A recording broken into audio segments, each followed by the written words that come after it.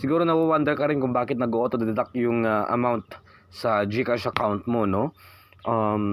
Meron kasing iba't ibang rason kung bakit nag-auto-deduct, no? Parang nag-auto-debit yung ating GCash account. Especially natignan nyo, i-check nyo maigi kung baka mamaya meron kayong na-download na application na kung saan nag-subscribe kayo for a trial and then nakalink doon yung inyong GCash account.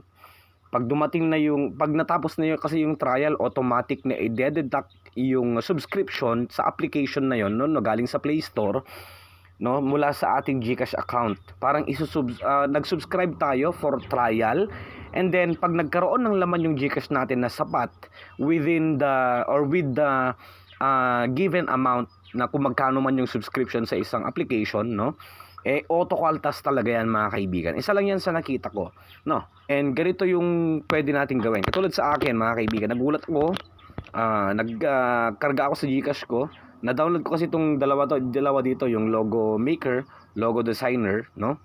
Kasi gumagawa ako ng logo last time para sa aking shop, no.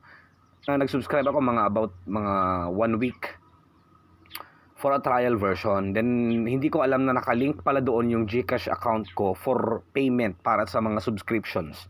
Nagkaroon ng laban, bigla na lang nagkaltas ng 340 pesos. Nagulat ako, pero yan pala yon. Okay, so ganito yan, mga kaibigan. Punta lang po tayo dito sa may Play Store. Hanapin natin yung Play Store natin, and then dito sa account natin, and then hanapin natin dito, mga kaibigan, ng payment and subscriptions. Dito tayo sa may subscriptions. Make sure na tanggalin nyo kung ano man dito, mga kaibigan. Katulad sa akin, no, yan, yung logo maker. Mag-unsubscribe po kayo, no, cancel subscription. Meron pa papakita dyan na cancel subscription. Okay, katulad dito, kinancel ko na po lahat dahil inis din talaga ako. Isa na yan, mga kaibigan, no. And then sa payment method, tanggalin natin yung ating GCash account dyan. Nakalagay kasi dito, payment methods, active to sa GCash account ko, mga kaibigan, no. More payment settings.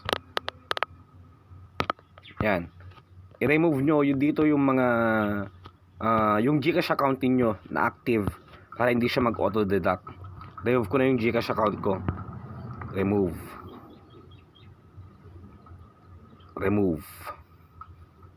Yan.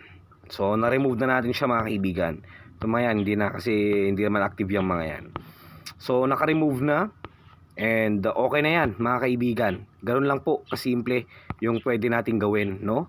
Nandito lang yan sa Play Store. Kapag nag-download kasi tayo ng application, pero meron din ibang rason. Check nyo rin maigi. Baka mamaya meron kayong na-fill upan, na-open na site na kung saan nag-fill up kayo ng auto-kaltas, auto-debit ng mga programs or softwares. Okay? So, yun lang. Maraming salamat and huwag niyo magkakalimutan mag-subscribe.